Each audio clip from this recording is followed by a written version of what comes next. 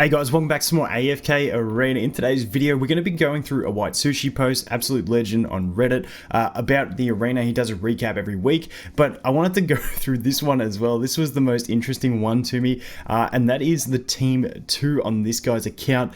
Full Maulers with the Aziz in there, really nice. Gonna watch a couple replays from that team, but I love seeing people use different stuff. Obviously, I'm not saying rush out and build this team because it's very niche, but it's a cool thing to cover, so let's get into it.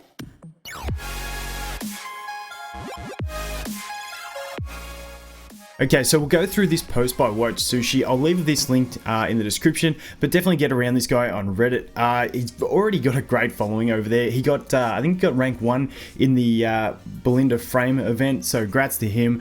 Really nice work, dude. But he puts together these amazing visual guides, which take a lot of effort, so do show your support.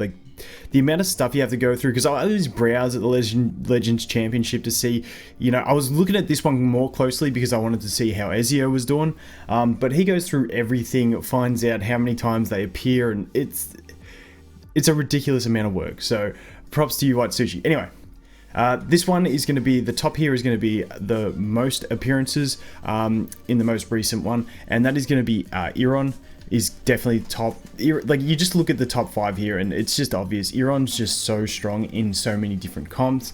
Like, for one, he works in that Zolrath Gwyneth comp, but he can also work in different comps depending on how you play him. But that is going to be his main comp, just to group them up, especially with that Zolrath with his furniture item. Obviously not going to be accessible to all the people, but still fantastic. Next we have Leica, obviously just the haste buff. Even with her furniture item, if you get it maxed, she's going to be hitting 2 enemies, which increases both her damage and her support with the defense breaks.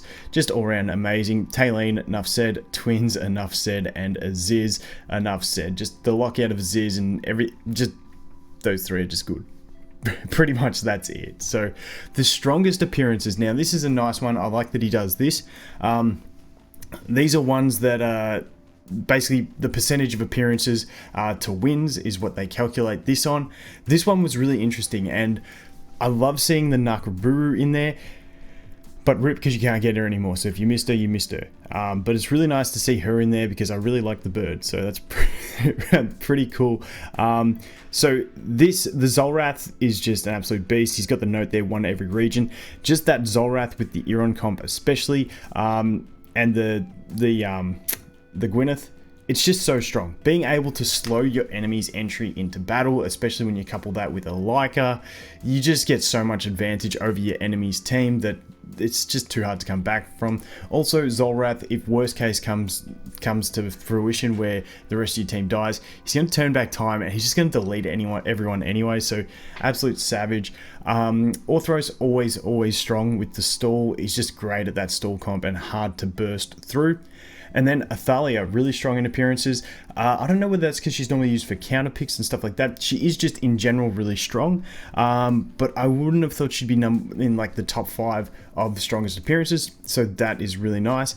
But the one I really like here is the Mezoth. So he got the nerf where they changed the way he functions, but then they did a little correct where your teammates wouldn't target the enemy that he puts the tentacles up on, so you can still infiltrate the back row with him. Obviously with him starting with all that extra energy and stuff is really nice, and this one just in a bit of the stall with the Orthros in that one there, so really nice to see that. And the reason I think these guys have strong appearances, as in you only had 36 appearances from the Mezoth, might have been because of the change. People didn't think he was going to be as good, but also you've got things like Taylene, Twins, Aziz, although and definitely Zolrath is one in my opinion as well, and even Orthros could be lent towards. Obviously Athalia, but you can get her more steadily, but it just comes to resources depending on how hard everyone is whaling who gets into the Legends Championship. So there's a lot of things to consider there why there wasn't as many appearances, because it's going to cost a lot of money by the time you get around to building all of them. So some guys in there might not be up to scratch, but a lot of them are. So that is that. The no appearances, I'm surprised we didn't get any Rigby appearances this month. But in series on the 0 appearances, I thought I'd been seeing Gorvo creep up there a little bit more, but obviously no appearances from him. Last month I think we had a couple from Odin as well, but he's been dropped. And still I was holding out hope for the chicken, but the problem with the chicken is that Iron's just way stronger in other comps, and everyone knows I love the chicken, and I'm just rooting for the chicken because I want him to win at life. But Iron's too strong in other comps, like we can see, that he just doesn't quite get a place in there. So that is that one. And then we drop down into popular lineups. This one's really, like, the first one's pretty basic. This is basically God Comp PvP, just because Mahira isn't as great in PvP because she can be easily countered. They put the Tassie in there and it's fine. Mahira, I still like the PvE, but for the PvP sense, this God Comp is the way to go, and obviously having some strong appearances there. 4 finals wins, the 64 top 4 finishes and 12 wins, so not too bad on that one. And then here we have the Iron, basically the Iron Gwyneth comp with Zolrath. You got the Leica there for the haste, you got the Lawson for the link. Now I did see that this comp had been used differently as well. Some people were actually replacing, it's there, it's it's a little bit later on. We'll leave that there. That's that one with the Iron obviously for the link, so then you're going to be hitting everyone. You're going to be getting double damage on the 2 enemies that you link, because they're going to be linked and also both be hit by Gwyneth's arrows. Something to note is the furniture item on Gwyneth is really good for this PvP, guaranteeing that you get the flaming lightning arrow on the first one, so that's really, really nice.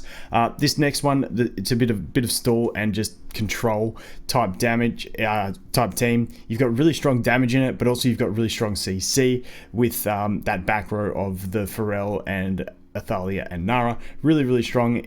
Wukong goes clones, he's just absolutely annoying. And then you've got the Zolrath, I mean the Orthros in there, who's just an absolute pain as well. So that's just a really solid balanced comp that I feel like can go up against a lot of enemy teams, and so it's doing pretty well. Then this is the one I was talking about here, which is going to be the Iron Gwyneth comp with the Zolrath, but this time they've replaced the Lawson with the Nakaruru, and the Nakaruru there pretty much, I'm assuming, just to lock out that one enemy. For counter picks and stuff like that, I'm assuming just against certain enemies she's going to just need to lock them out, so really nice there. I don't know whether for enemy Irons and stuff like that, she might be able to stop them from getting the drag in and stuff like that. So she's in there. And then also in the final one, we have something which is really nice, which you love to see, Saurus in the PvP doing some things. So this is going to be another lockout comp, except you're replacing the Taline with the Saurus. Basically with this one, if you can avoid CC, get Saurus stacked, he basically just fulfills that role that the Taline normally fills out, in that he's just healing the team massively, and that's about all there is to it. And you know, I really like this one. I really like it. I just love to see the Saurus. Moving on into the honorable mentions, we on the left, I'm loving this. I love that Drez had 2 appearances, 1 top 4, no wins. But still, I love that some people were trying Drez. I like massive respect to that. This one was interesting. Stitchy getting 3 appearances, 2 top 4, 1 win is nice to see. As you can see, he's in that sort of stall comp with the Mezoth and the Orthros. That's pretty much the way Stitchy works, so that he can really stack up and then get the effectiveness. He's not going to delete them straight away, but you know, he's a beast in campaign, but the fact that he has some transitional value potentially going into arena is really nice. And this is the one I was keeping my eye out on, was Ezio. I wanted to see how he was going to go, and I did see him used a fair bit. As you can see, the 21 appearances, 10 top 4 and 2 wins. I just feel like he's just going to gradually get better as more people start experimenting with him and getting him into teams. I just feel like his ability kit is just too strong to avoid. And as you can see, it's a very CC heavy team, again with that Nara, Pharrell and Athalia back row, just to completely lock out the enemy team at the start. Then you can start stacking. You got the Wukong. Wukong's going to slow them down at the start, go clones, and be really, really annoying. And then I think my head is in the way. Okay, so this one here is going to be the one I love, and that is the Black Horses. I love the Black Horses section. So what we have here is going to be Totem Dude, Screg, and Citrana. Now, Totem Dude had the rework, Citrana had the rework, and Screg got a little bit of viability, I think, from his furniture item as well. And you love to see it. You love to see it. So what we have here, the first team, which we will go and look at in a second, is going to be using the Screg, the Citrana, the Totem Dude, and the Titus. I just love this comp. I absolutely love it. Really strong. The Screg's furniture ability means that any allies fighting in the enemy's half of the battlefield is going to gain, what do they gain? They gain attack, damage mitigation, and they also gain energy recovery. So really nice with that Titus. Sometimes Citrana does push forward as well, and she can gain that benefit as well. But also with the Aziz, you get basically you get his energy recovery. You also get the lockout capabilities, which Screg is going to activate his first ultimate with about, I think it's 200 energy, so he's going to pop quick. Citrana, if she gets low, she's going to pop quick. And also with the Titus pushing into the enemy lines, he's going to ult pretty quick as well. And it's just sort of that, it's sort of a bit of a bursty type comp, because you're going to mount up with the Screg quick, start stomping, and then, you know, you get Titus Fear, Titus Ult, and then, you know, you try and delete them. I just love seeing the Maulers, so that is really nice. And then as you can see here, even the Totem Dude going into a Zolrath Saurus, it's a strange comp.